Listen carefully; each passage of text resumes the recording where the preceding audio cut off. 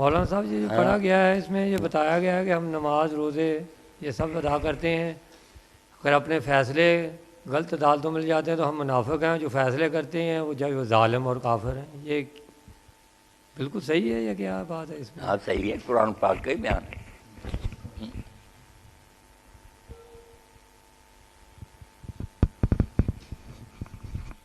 اس میں ہم دوبارہ مسلمان کیسے ہو سکتے ہیں؟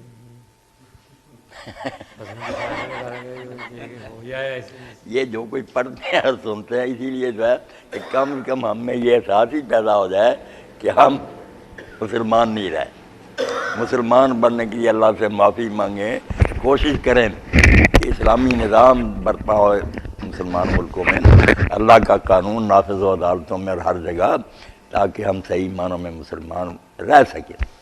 ورنہ جیسے پڑھا سارا قرآن مجید کے حوالے سے کہ اللہ تعالیٰ نے کہا کہ بعض باتیں جو ہیں اللہ کی کتاب کی تم مانتے ہو، بعض نہیں مانتے. تو اللہ تعالیٰ کہتا ہے کہ ایسی امتوں کی سزا پھر یہی ہے کہ یہ نہ سمجھے کہ چلو تھوڑا بہت تو ہم کرتے ہیں، فرمایا نہیں، وہ تھوڑا بہت جو کرتے ہیں وہ بھی اس لیے نہیں کرتے کہ اللہ کا حکم ہے، اس لیے کرتے ہوتے تو باقی حکم بھی تو اللہ کے نا، اللہ کے نہیں کرتے. جو من چاہتا ہے نا کہ چلو یہ باتیں کوئی نقصان نہیں دیتی کر رہے، وہ اپنی خواہش کے بندے. اصل میں ان کا نا خدا وہ نہیں جو اصل خدا ہے، نہ رسول ان کا رہبر ہے. انہوں نے اپنی غرض کو، اپنی خواہشات کو خدا بنا رکھا ہے، جو پسند آتی باتیں کر لیتے، جو نہیں چھوڑ دیتے ہیں. اس لیے ایسوں کی کوئی نیکی خدا کو پسند نہیں، ان کے منہ پر ماری جاتی ہے. اور بدلہ کہا ایسے لوگوں کا کہ جو بعض باتیں مانے، اور ان کی سزا یہی کہ دنیا میں بھی ذلیل و خوار ہو. اب دیکھ ہی رہنا آپ کے جتنے ذلیل و خوار ہم ہیں، کروڑوں اربوں ہوتے ہوئے ہماری کوئی قدر نہیں.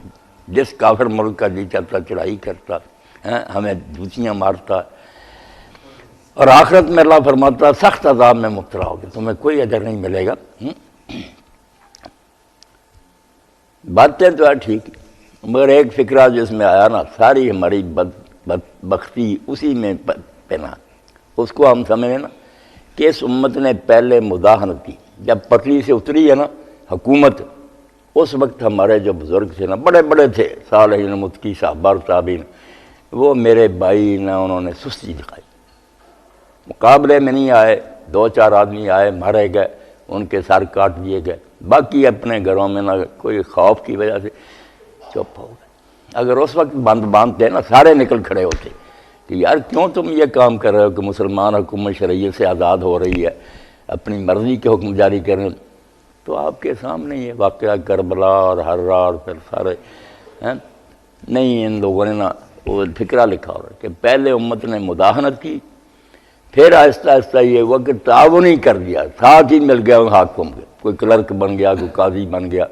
سوچا ہی نہ کہ ان کے ساتھ کوئی تعاون بھی، نیک کام بھی ان کا کرنا ہے، ان کو سہارا دینا. آپ ذرا اندازہ کریں، پہلے ذہن یہ تھا مسلمانوں کا کہ ایک آدمی جو تھا نا، اس کو کہا حکومت نے کہ تم فلاں جگہ جا کر نا صرف یہ فنڈ تقسیم کراؤ پوری ایمانداری سے غریبوں مسکینوں. تو لوگوں نے کہا کہ حضرت اس میں کیا عرض ہے؟ انہوں نے کہا نہیں، اس میں بھی عرض ہے. یہ نہیں مطلوب کہ غریبوں کی مدد کی، یہی چاہتے ہیں کہ ہمارا تعاون لے لیں اور لوگوں کو یہ ثابت کرنے کہ بڑے بڑے نیک لوگ ہمارے ساتھ ہیں، انکار کر دیں.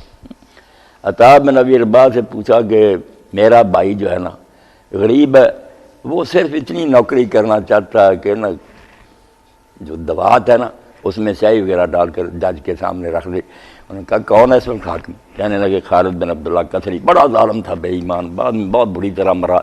اس نے کہا کہ نہیں، تیرا بھائی اگر ایسا کرے گا تو جیسے قرآن میں آیا نا وَلَا تَرْكَنُوا إِلَى الَّذِينَ ظَلَمُوا فَتَمَسَّكُمُ النَّارُ، یہ تو ظالموں کی طرف وہ جھک گیا، پھر جہنم میں اس کا ٹھکانہ. پہلے تھوڑی بہت غیرت تھی، پھر آہستہ آہستہ عہدے لینے لگے، عہدے لیتے لیتے پھر بالکل جائز ہی کر دیا. مودودی صاحب فرماتے ہیں تجدید ہدایت دین کے حاشیوں کی جب تاتاری آئے تو انہوں نے فتویٰ پوچھا کہ کافر حکومت ٹھیک ہے؟ تو پھر مولوی جتنے تھے انہوں نے فتویٰ دے دیا. مسلمان تو کچھ آ رہا ہے کہ کافر حکومت بھی اگر انصاف کرتی ہو نا تو وہ بھی اچھی ہے.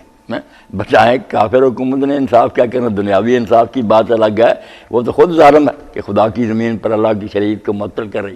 تو آہستہ آہستہ نا لٹتے پہلے سستی دکھائی، پھر تعاون کرنے لگے، پھر جائز ہی کر دیا، پھر اس کے حق میں دلیلیں دینے لگے. اور اب مسئلہ ہی بن گیا کہ جو بھی حکومت ہو نا تو ٹھیک ہی ٹھیک ہے، ذل اللہ، اللہ کا سایہ دور چلے گا، دین و دولت میں جدائی ہوگی نا، حکومت الگ ہوگی، اسلام الگ ہوگی۔